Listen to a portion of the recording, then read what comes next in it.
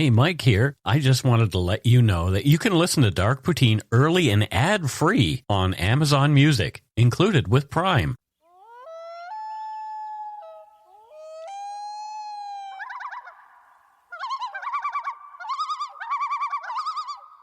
Welcome back to Dark Poutine.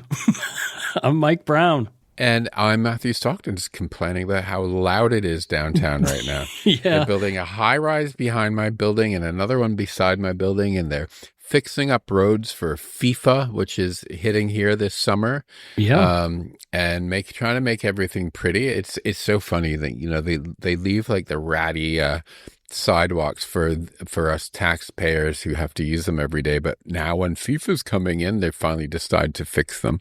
So, hey, at least it's getting my neighborhood fixed up a little bit. I have a bit of a weird connection to somebody who's playing in the World Cup for Canada, which is kind of cool. My buddy Peter, who grew up next door to me, his grandparents were right next door, and then he was the next house over. Mm-hmm. Peter's daughter married Jacob Schaffelberg, who is one of the stars of Team Canada, which is kind of cool. Well, would you call anyone on the Canadian team a star?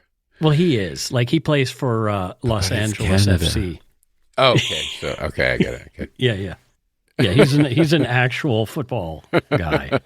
Or soccer, depending where you're from. I'm going to stop that because Whitecaps are having a hard time. Yeah, they need help. Yeah. Yeah, Canada, not super strong in football, I guess. What do we call it? Soccer? Soccer, yeah. But I'd hate for the Whitecaps to be leaving here because it adds a lot to downtown, and you kind of want these teams, I've gone to see them a few times, and I've been thinking, I should get out and see them more often because, I'm a rugby guy, but there's not enough rugby games. So I'm like, hey, if I can learn to like footy, then it'll be something to do more often, Well, speaking of across the water and how things are different between those two places, we've got a podcast to do with somebody who came from England and did a whole bunch of cool stuff in Canada and then went back to England and was murdered. How's that for a segue, Mike? Right. I'm trying. I try hard. The views, information, and opinions expressed during the Dark Poutine podcast are solely those of the producer and do not necessarily represent those of Curious Cast, its affiliate, Global News, nor their parent company, Chorus Entertainment. Dark Poutine is not for the faint of heart or squeamish. Our content is often intense, and some listeners may find it disturbing. We're not experts on the topics we present, nor are we journalists. We are ordinary Canadian schmucks chatting about crime and the dark side of history. Let's get to it. Put on your toque, grab yourself a double-double and a Nanaimo bar. It's time to scarf down some Dark Poutine. You are responsible for obtaining and maintaining at your own cost all equipment needed to listen to Dark Poutine. Dark Poutine can be addictive. Side effects may include, but not be limited to, pausing and questioning the system, elevated heart rate, pondering humanity, odd looks from colleagues as you laugh out loud at work, family members not into true crime worrying about you. Positive side effects may include some perspectives and opinions that you disagree with, as well as some wokeness and empathy. If you don't think Dark Poutine is for you, consult your doctor immediately.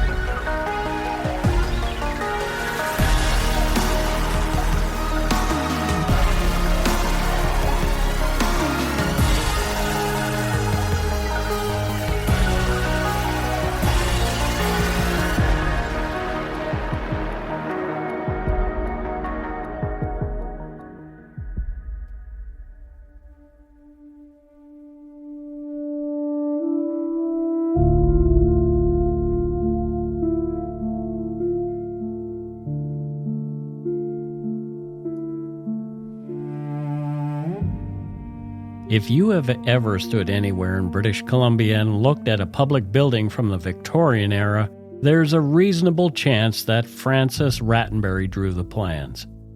In Victoria, on the harbour, are the Parliament buildings, a 500-foot facade of granite and stone, a central dome rising over the waterfront, outlined at night by strings of iridescent bulbs, as Rattenbury himself designed them for the Diamond Jubilee of Queen Victoria in 1897. Directly across the lawn is the impressive Empress Hotel, also his.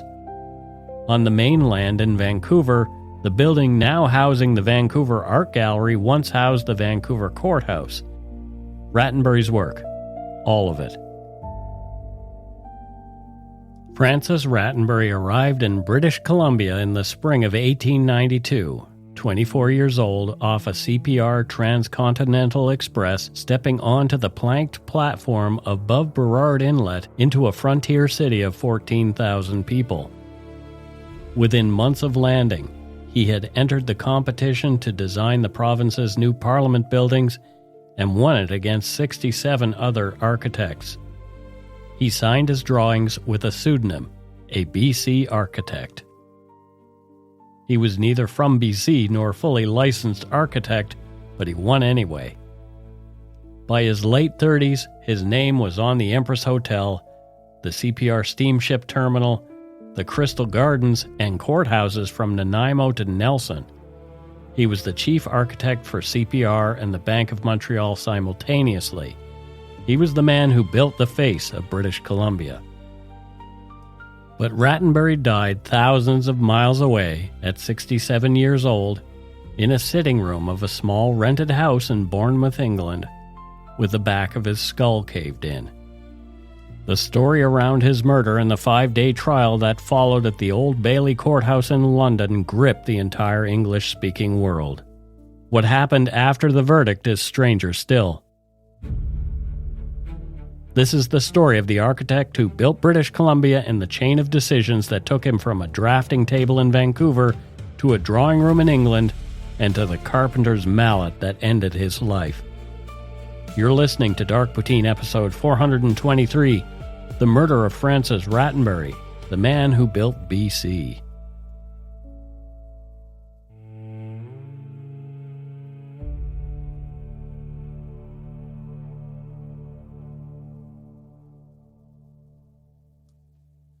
Francis Mawson Rattenbury was born in Leeds, England on 11 October 1867, the son of a Methodist family.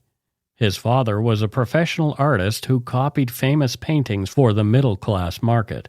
Steady work, but undistinguished. His mother, Mary Ann, was the daughter of a successful Bradford printer, and her ambition shaped her sons.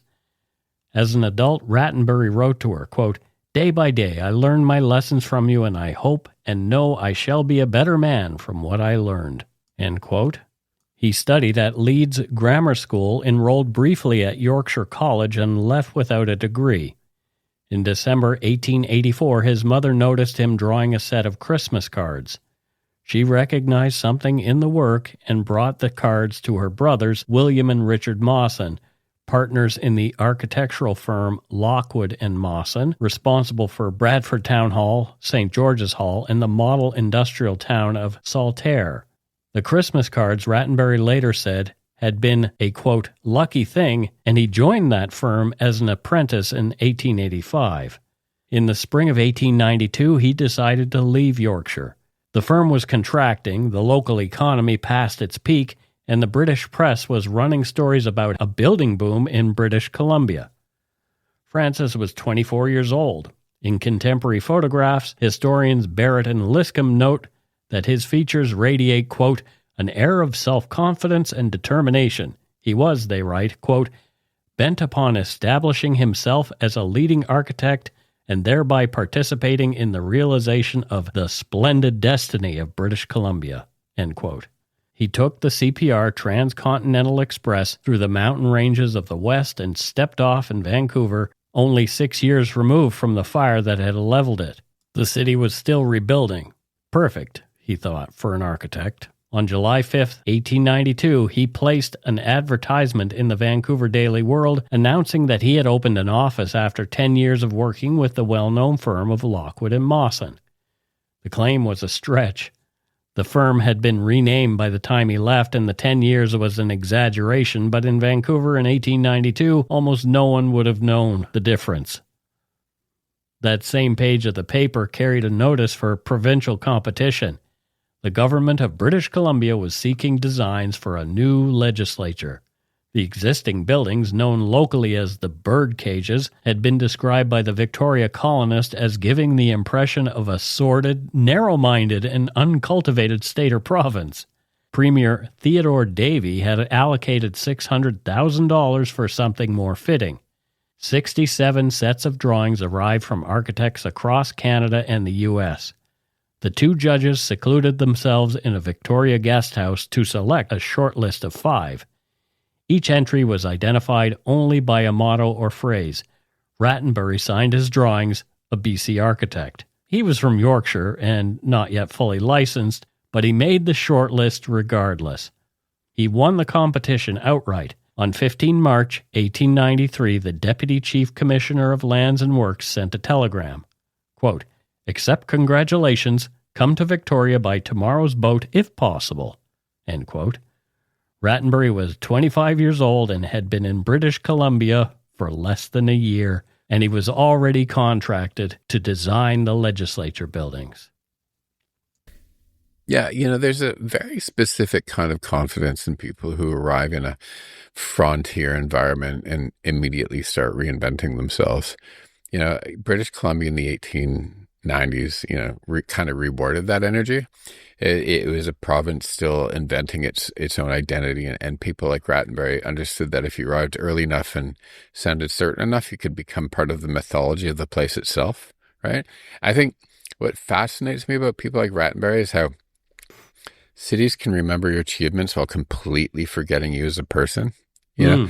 I think, most people in Victoria know the buildings, almost nobody knows the man. And that's the strange trade certain ambitious people make with history, I guess, is what I want to say here. Mm-hmm. The work survives, but any emotional wreckage usually doesn't make it on the plaque, Right. Yeah. And while buildings are impressive, let's be honest, you go to Victoria, it's beautiful, the buildings are impressive, but let's be honest, he was no Augustus Pugin, right? Okay, who's Augustus Pugin for us plebes? UK Houses of Parliament. Okay, well, yeah, that's beautiful. Yeah. Yeah. The new BC Parliament buildings opened on 10 February 1898. After 5 years of bureaucratic warfare, cost overruns, and political interference. The final cost was just over $1 million, nearly double the original appropriation. The Victoria Press greeted it with proportionate admiration.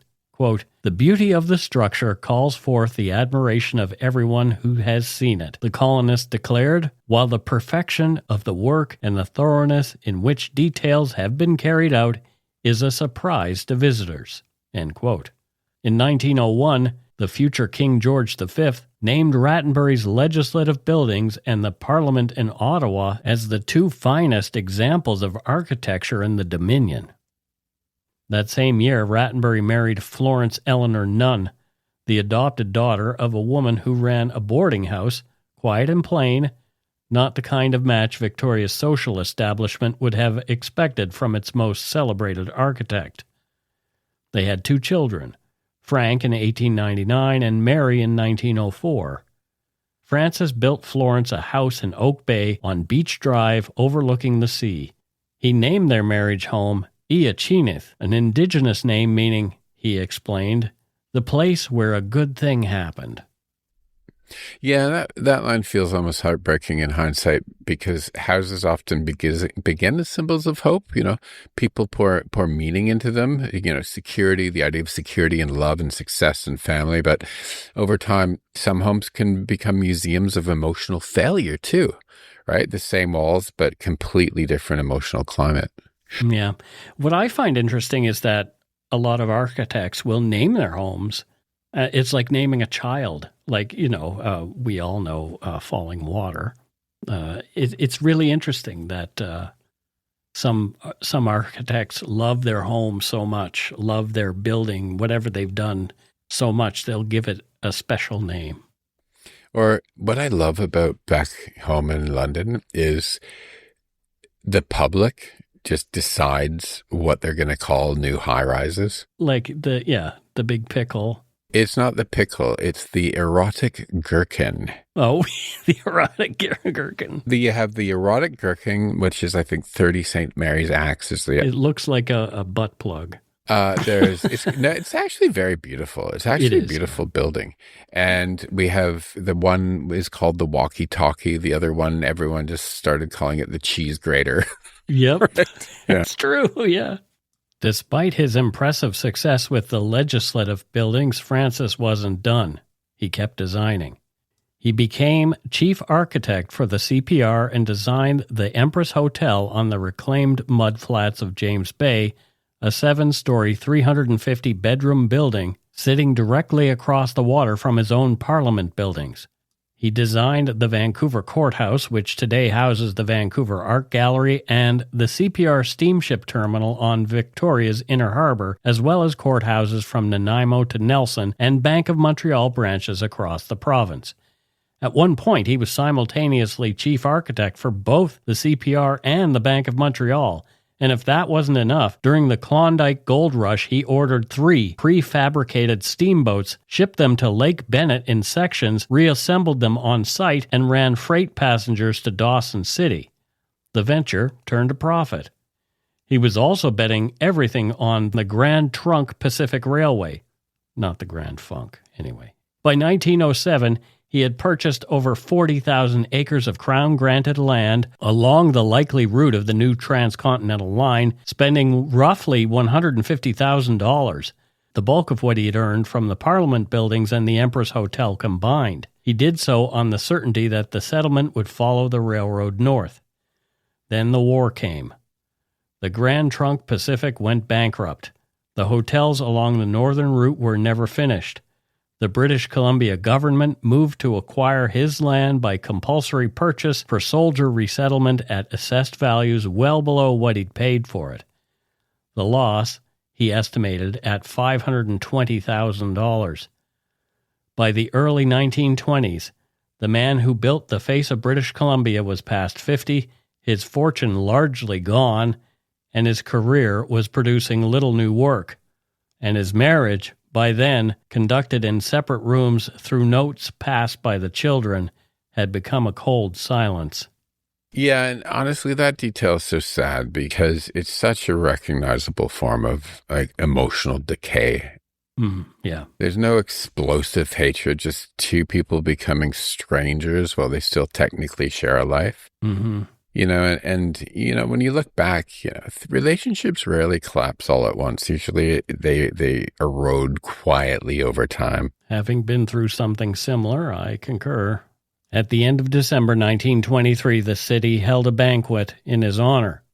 A new project had passed a referendum, a glazed leisure complex modeled on Paxton's Crystal Palace behind the Empress Hotel that Rattenbury had championed in the press.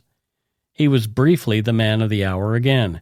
He danced every dance until 2 a.m. He told his sister he had enjoyed every minute.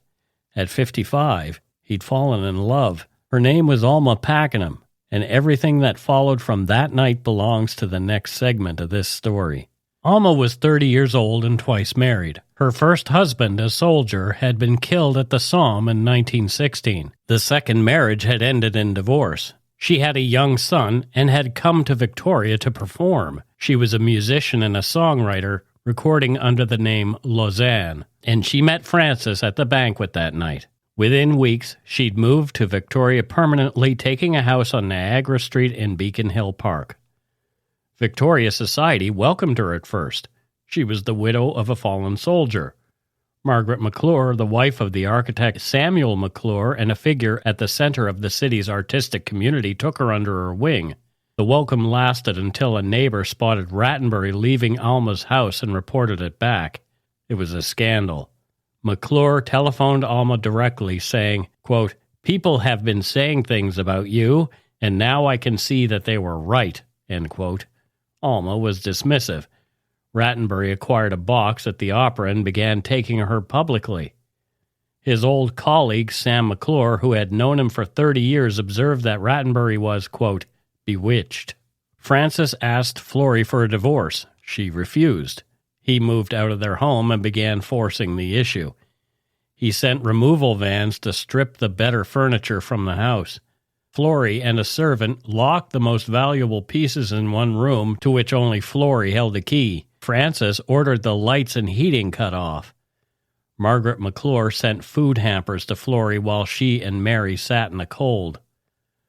Florey filed an injunction and won it. Rattenbury then brought Alma Rattenbury himself into the drawing room, forcing Florey upstairs. One night, Florey, unable to sleep, sent Mary downstairs to ask Alma to stop playing the piano. Alma then played the funeral march as loud as she could.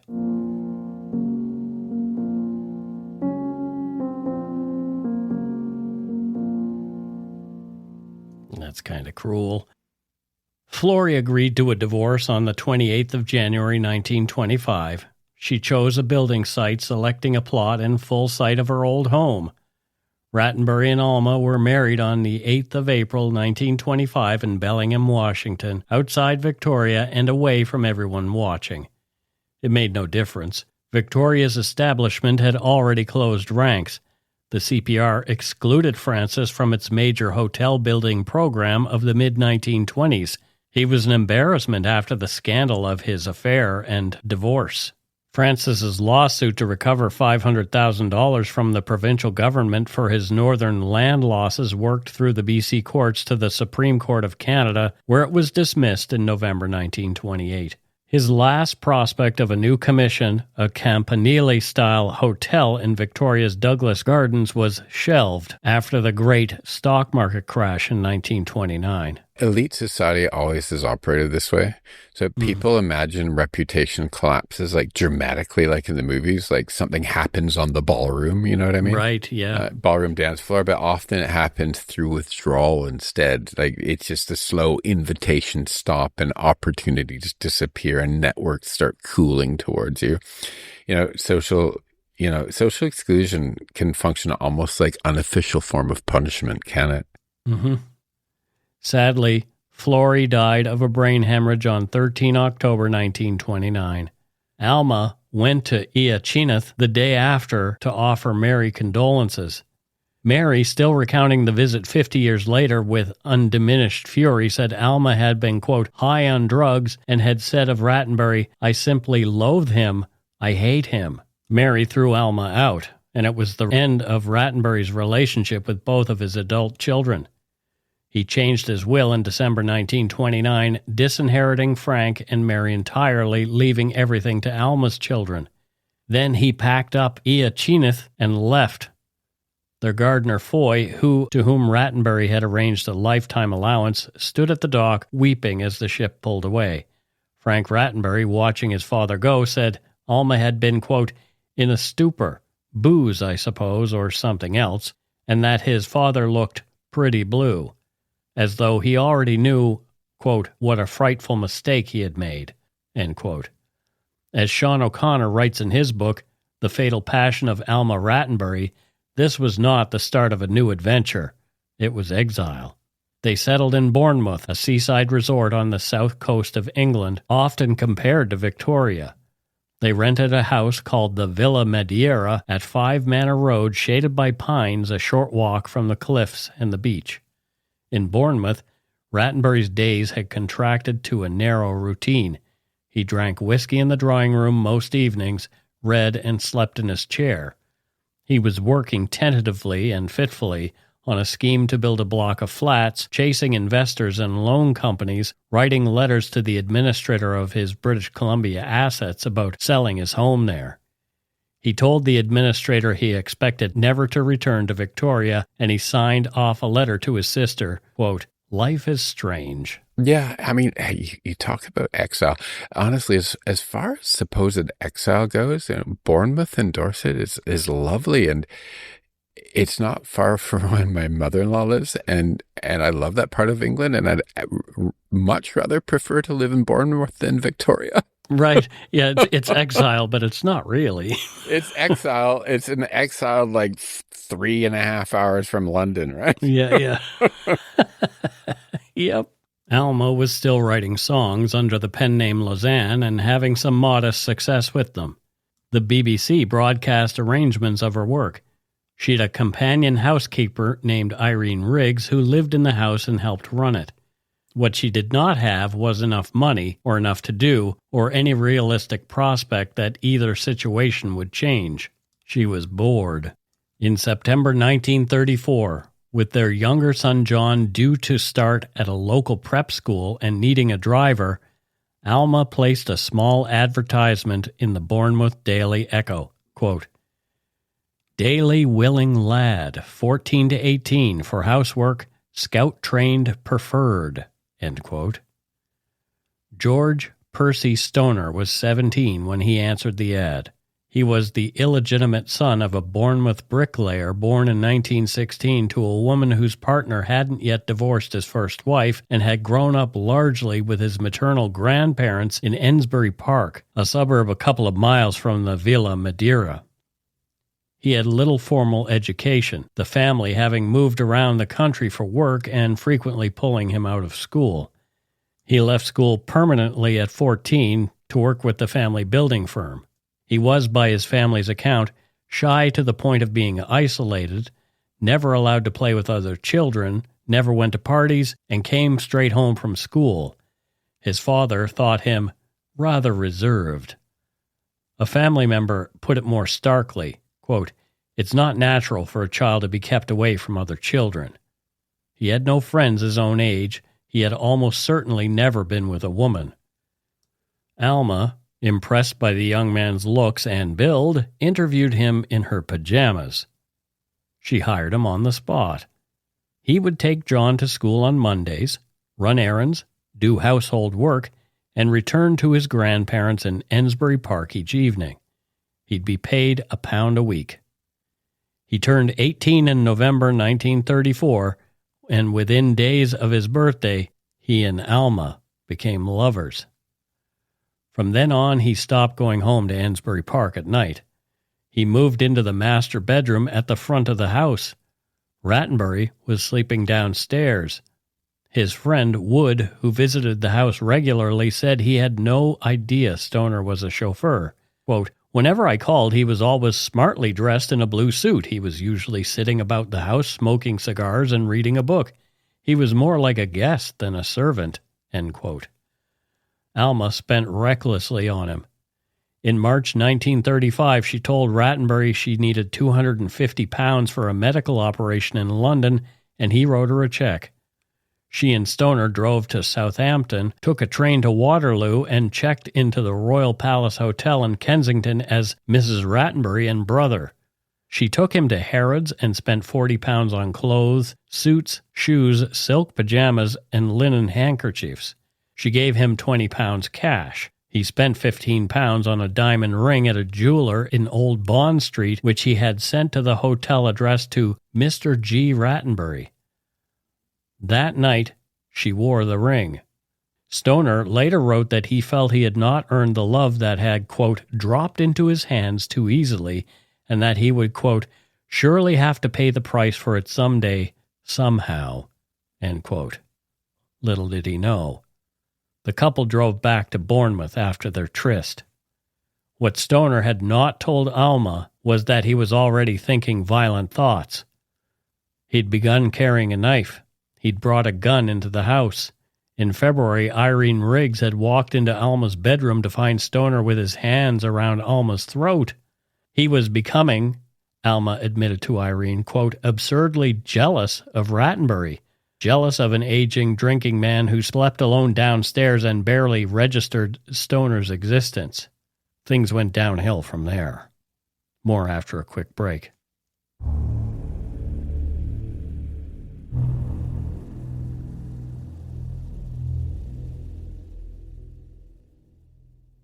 And we are back at the halfway point. Matthew, thoughts? Yeah, I think what really stands out is how quickly this story stops being about glamour and starts becoming about emotional instability, right? Because early on, there's almost a cinematic quality to this life. You know, the famous architect, the younger wife, the scandal, the society whispers. But underneath that, what you actually have is a house full of deeply unhappy people who no longer seem connected to reality in any healthy way. Yeah, right. And Stoner especially feels unsettling to me because he doesn't sound emotionally developed enough for the intensity of what's happening around him. Yeah. Do you know what I mean? Yes, I do. Yeah. He's isolated, he's inexperienced, and suddenly pulled into this adult world of sex status and jealousy and emotional dependency. And that's a dangerous mix. And I also think there's something timeless about the psychology here. Human beings can become very irrational when another person becomes tied to their entire sense of identity and self-worth. Yeah. And once love starts feeling like possession or survival, people stop thinking clearly. Mm-hmm. And by this stage in the story you're telling here, nobody in that house seems emotionally grounded anymore at all. No. Right? No. Which creates this growing sense that something bad isn't just possible, it's like becoming inevitable. Yeah. It was an ordinary Sunday. At least that's how Alma later described it. After lunch, Irene left for the evening to visit her parents. Rats, as Alma and his friends now called Rattenbury, had dozed in his armchair. Stoner brought tea to Alma's bedroom at 5:30, along with sandwiches and cake, and Rattenbury came upstairs with the library book he had nearly finished. He read a passage aloud to Alma. It was about an older man and a collapsing marriage, reflecting on what it means to watch yourself decay. He then told Alma that he admired anyone who was able to die by suicide, but said he did not have the courage to do it himself. Yeah, and that's such a haunting thing to hear someone say right before violence enters the story. And I think people sometimes underestimate how much emotional despair existed in that generation beneath the surface. Men especially were not often given, but really never given any language for vulnerability back then. Mm. It's right. true. So, you can look back at how men behave, but men were stuck in this world as well of not allowing to share and not allowing to be vulnerable. So exhaustion and regret and hopelessness, it would often come out sideways back then, buried inside offhand comments or dark humor as well, right? Yeah. It was society was a bit screwy. What's interesting to me about this particular passage is he's not around to verify that he ever said that. Yeah. It's like Alma saying it later softens the blow of what occurs, if you know what I mean. Yeah. Yeah. And you always have to remember that, right? The dead can't speak, right? So. Yep. So that's why we chime in and we speak for them, because maybe. After the reading and Rattenbury's interesting exclamation, Alma claims she suggested a trip the following day to visit Rattenbury's friend Shirley Jenks in Bridport. Rattenbury allegedly agreed. Stoner allegedly heard the plan through the bedroom door and became jealous. At the manor, he had no choice but to sleep in the servants' quarters and take his meals in the kitchen, a hard reminder of his actual position in the household days after Alma had treated him as her equal in London. He went downstairs in a fury, and when Alma went to telephone Jenks, Stoner followed her into the room with a revolver. He told her that if she went to Bridport, he would kill her. She talked him down. She told him to put the gun away and not make a fool of himself. He left the house. Around 8:30, Stoner took the bus to his grandparents' house in Ensbury Park. He knocked on the door in his new fawn raincoat and trilby. He asked his grandmother if grandfather would lend him a mallet. He needed it to knock some tent pegs into the garden. She went to the workshop shed at the back of the property and found one with an octagonal head. "Will that do, Percy?" He said it would, and was gone within minutes. Stoner went back to Villa Mardiero with the mallet. Meanwhile, Alma and Rats played cards and listened to the wireless. At 9:30, Alma said goodnight, kissed her husband, and went upstairs to pack a bag for Bridport. Stoner had been hiding in the darkness. Watching the couple through the French windows, he saw Alma kiss Rats goodnight in the drawing room and waited for her until she'd gone upstairs. Then he went into the room behind Rattenbury. There's always something chilling about how calm and procedural violence can become once somebody emotionally crosses that line internally. Mm-hmm. once that line is emotionally crossed, people can get calm or clinical about stuff, right? Yeah. And by this point, the murder almost feels secondary in a way to the psychological momentum carrying him towards it. I don't know. I don't know if that's right to say, but it's just, there's just so much emotion in this story, right? And, the decision has already happened somewhere much deeper before the act itself occurs, right? Right. It's, it's not very often we get these stories, Mike, where we're getting I'm getting that real feeling of psychological momentum, Yeah. Yeah. Rattenbury was dozing in the armchair with his back to the windows. Stoner raised the mallet and brought it down on the back of his head with enough force to fracture the skull and drive bone into the brain. He struck twice more. The third blow knocked Rattenbury's false teeth onto the floor. Stoner dropped the mallet beside the sofa, went upstairs, and changed into the silk pajamas Alma had bought for him in London. Downstairs, Rattenbury bled in the chair. Irene came home at 10:15. The hall lights were off. She assumed the house had gone to bed. She saw Stoner at the top of the stairs looking down into the dark. She asked what the matter was. He said he was checking whether the lights were out. She went to her room. Stoner came to Alma's bedroom and got into bed with her. He seemed agitated. She asked what was wrong. He said he was in trouble and couldn't tell her. She pressed him. He told her he'd hurt rats. She wanted to go and see him. Stoner said she shouldn't. The sight will upset you, he said. Then she heard a groan from downstairs. She ran. She found Rats in the armchair covered in blood, his hands cold. She stepped back and trod on his false teeth.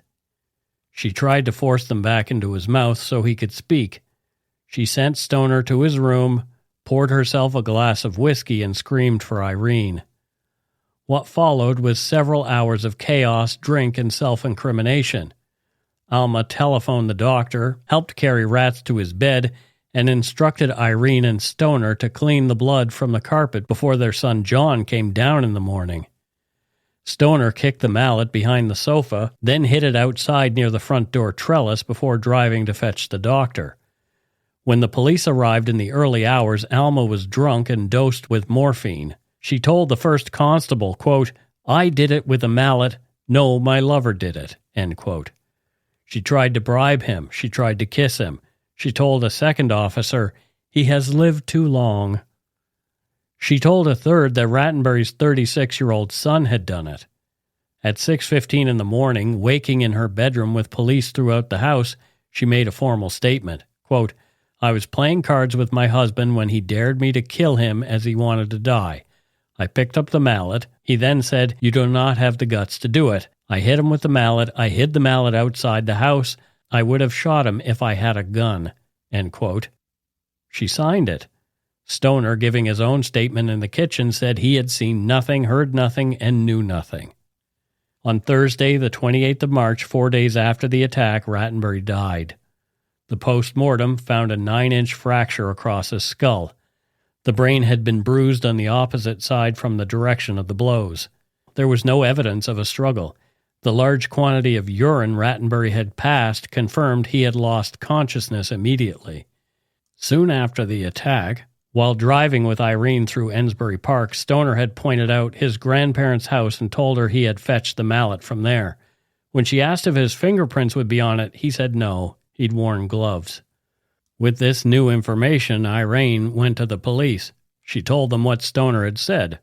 That night, Stoner returned to Bournemouth by train from an unsuccessful attempt to visit Alma in Holloway Prison. Inspector Carter was waiting for him on the platform. He was cautioned and charged with murder. All he said was, quote, "I understand." Both Alma Rattenbury and George Percy Stoner were charged with the murder of Francis Mawson Rattenbury. The trial opened at the Old Bailey on 27 May 1935 before Mr. Justice Travers Humphreys. Alma and Stoner were brought up from the holding cells below at 10:30. They had not seen each other since the night of the murder. He was wearing a gray striped suit that she had bought for him at Harrods. She looked at him once.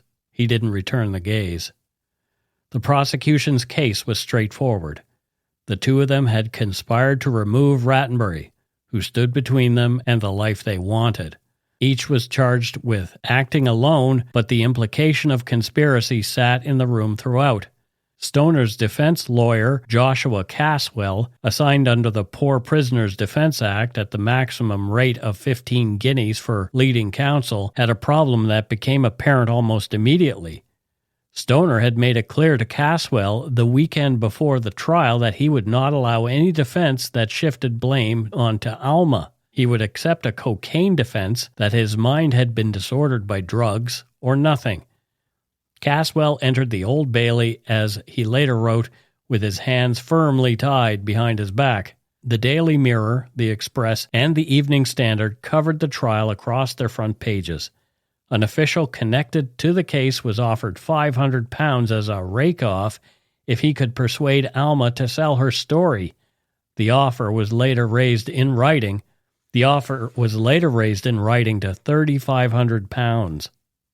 Yeah, this is the moment the tragedy becomes public spectacle, right? Mm-hmm. It's not just a murder case anymore. It's becoming mass entertainment. Yeah. And that's why, like you said earlier in the show here, it's well documented, right? Yep. It's well documented because it was sex, class, betrayal, glamour, violence, right? It had all the elements. Yeah, people crowded into courtrooms for the same reason audience still obsess over certain true crime cases now, right? Yeah. Because they're not just watching crime, they're watching human desire unravel publicly. Yep. Behind the scenes, Alma's defense team was of considerably higher caliber.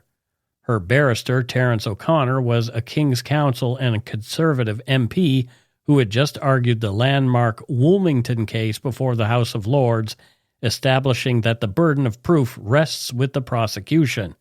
That's a big deal. They had pressed Alma repeatedly in the weeks before the trial to tell the truth about who had swung the mallet. She had refused every time Stoner's name came up.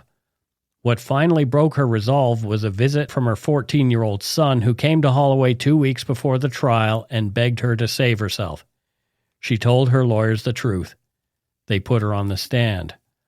When Alma stepped from the dock to the witness box on the third day, the theater critic James Agate, covering the trial for the Daily Express, wrote, likening the case to cricket, that the court felt, quote, the same kind of exhilaration as when at Lord's in a test match some great player goes in to bat.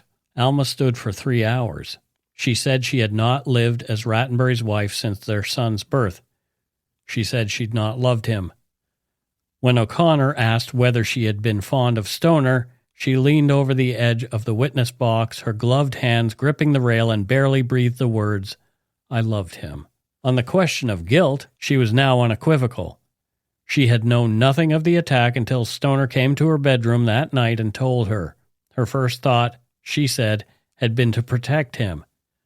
On cross-examination, if Stoner's lawyer Caswell pressed Alma too hard, Stoner would simply stand up in the dock and scream his confession, claiming her innocence.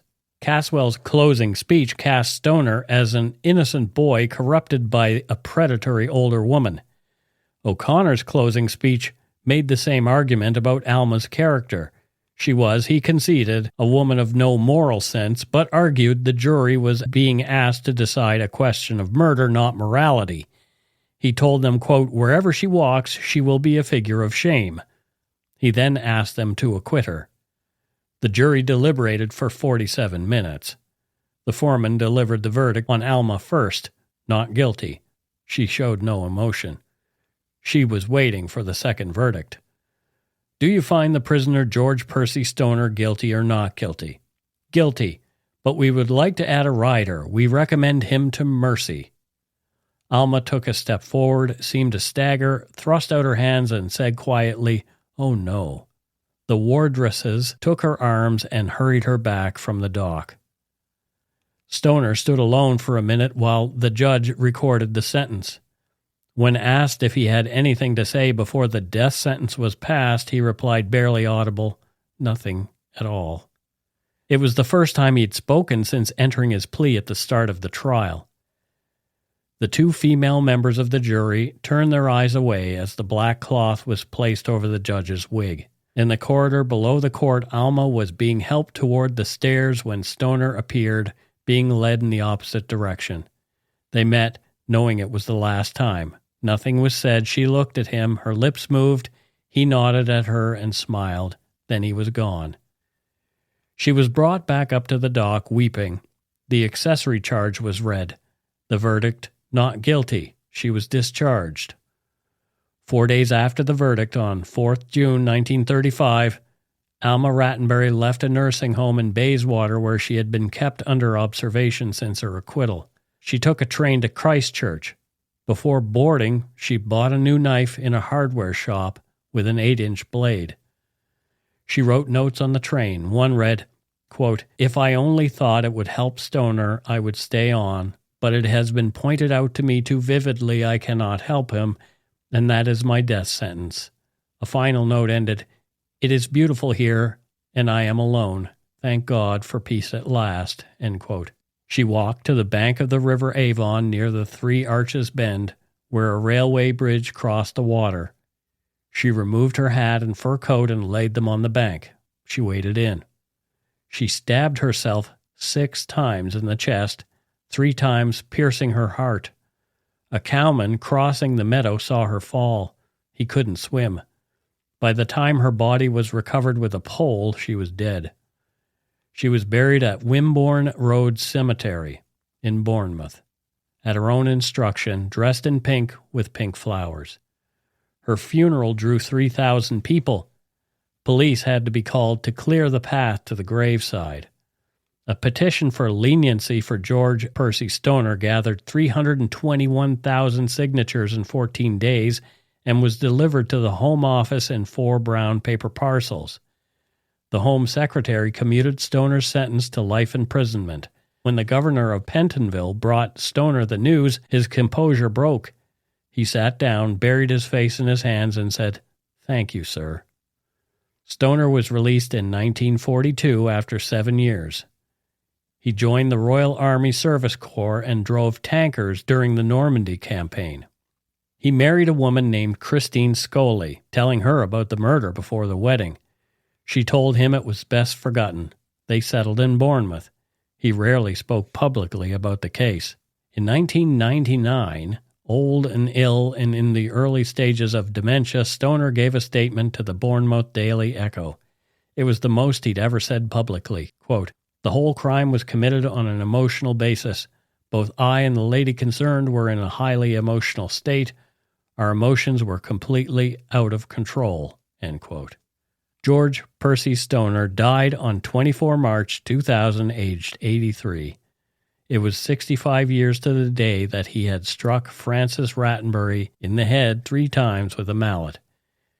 He died in the Christchurch Hospital, which overlooks the marshes and the railway line that crosses the stream where Alma died. Frances Rattenbury was buried in an unmarked grave in the same cemetery as Alma later was, but in a separate plot. A headstone was erected in 2007, paid for by a family friend. His buildings still stand, the Parliament buildings on Victoria's Inner Harbour, the Empress Hotel directly across the water, and the CPR steamship terminal. In Victoria, other than the buildings themselves, there is no memorial to the man who designed them. And that's it for Dark Poutine episode 423, The Murder of Frances Rattenbury, the man who built BC.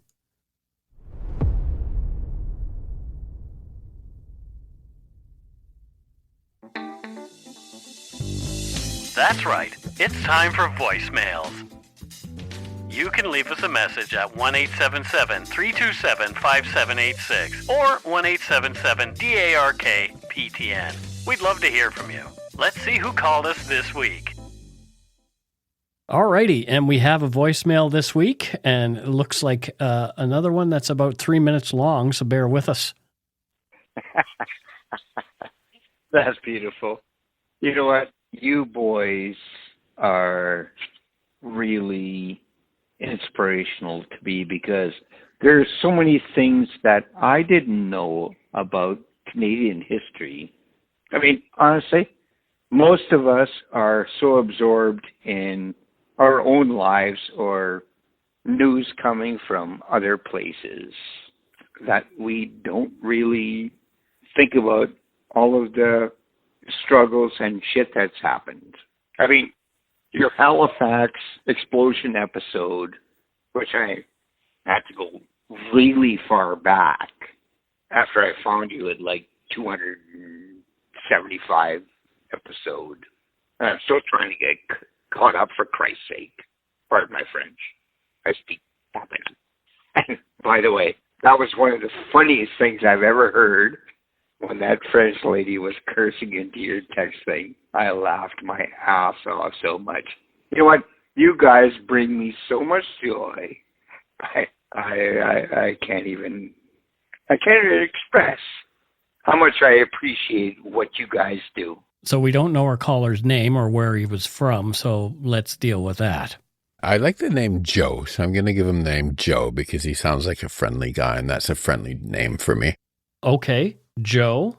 I liked what he said about, how we do get absorbed in both our own lives and stuff from around the world, and obviously don't realize, our own histories and what's happened here, which is so true. And that's almost the Canadian condition, isn't it, in a lot of ways? Yeah. You know what I mean? Yes. Is everyone knows so much about other places and so little about our own sometimes. So that's great. What does Joe do? I think Joe works in forestry. I'm going to give him a forestry job. Okay. Because that's like a local job here. So I'm just talking about localness. I'm going to give him a local job. There you go. That's awesome. Oh, by the way. Yeah. I was watching Murder, She Wrote. Of course you were. Last night with my husband, and it was an episode where Jessica Fletcher get this, Mike. She's on her way from New England, near where you grew up, right? Yep. To a wedding in Vancouver. Okay. And is on a float plane and has to have a emergency landing in a northern BC logging town. And I'm like, why would she be on a float plane in northern BC on her way to a wedding in Vancouver from New England? Right. And then I was laughing. Like it's wrong way somebody is flying the plane. And then I was laughing with my husband because there was a lot of like characters who were supposed to be First Nations. Yes. And I was like, watch this. Watch all the Spanish last names in the credits. And it's true, so yeah. Bad. Yeah. It's so bad. But yeah, it was actually a logging story. Maybe that's why I brought it up. But they actually, other than that, some of these old TV shows are, of their time. Mm-hmm. But the flip side, you watch this, it was actually pretty positive and pretty forward in a lot of ways, as that show actually often was, if you go back and look at it. Right? Yeah, definitely. Yeah. They're rebooting Murder, She Wrote. Well, they're doing a movie, Jamie Lee Curtis, which is really quite interesting because her mother was actually in one of the episodes of the original Murder, She Wrote. Oh, interesting. Yeah. Yeah. That's kind of cool, actually. Yeah. That's it for this week's voicemails. Again, you can leave us one at 1-877-327-5786 or 1-877-DARK-PTN. We'd love to hear from you, even if it is just to say hi and to tell us to go shit in our hats. If you're stumped for what to chat with us about, a quick story is welcome. Alrighty, we do have some donut money donors and a new patron this week. Yay, keep it coming, folks. Yeah, Shelley Phillips from Stony Creek, Ontario. What does Shelley do there in Stony Creek, Matthew? I don't think I know about that place. Did you say Stony Creek? I did say Stony Creek. Let's see. Let me look. I'm just going to look up Stony Creek here for a second. Okay. Because I just want to place it. Mm-hmm. Yeah, of course. So I went, I was like, why do I know Stony Creek? It's because I went to college in Hamilton, Ontario, and it is essentially a neighborhood in Hamilton. Oh, there you go. There you go. Yeah. So I think she works at Mohawk College. There you go. She's a teacher at Mohawk College, my alma mater. Go Mohawkians, or whatever we used to call the teams. Oh, boy. It's so many years ago now. I have no idea. Yeah. Yeah, it's whatever team it was. Yeah, Stony Creek. Yeah, and I didn't actually live that far from Stony Creek, actually. Well, there you go. Yeah, it's sort of, Stony Creek. I was like, why do I know that? And I was like, wow, that takes me back. It's shocking, Mike, how fast time goes when you hit your 50s. Oh, yeah. My dad said, my dad always said, time is like a toilet paper roll. It goes faster the closer you get to the end. 100%. And like that is, are you trying to tell young people that and they can like intellectualize it? But until you're in your 50s, anyone who's like still in their 30s, just, I'm telling you, hold on. You'll see. You'll go, that Matthew was, and Mike's dad were right. Yeah. Yep. Okay, next up we have a PayPal donor, a donut money donor, Catherine James. I don't know where Catherine is from. Catherine James. Thank you, Catherine. She's from Cleveland, Ohio. Cleveland, Ohio. And what does she do in Ohio? Does she polish the O's on either end? What the hell is that? Ohio. There's an O at the beginning and an O is that at a the song? End. Polishing O's? No. It just came out of my weird head.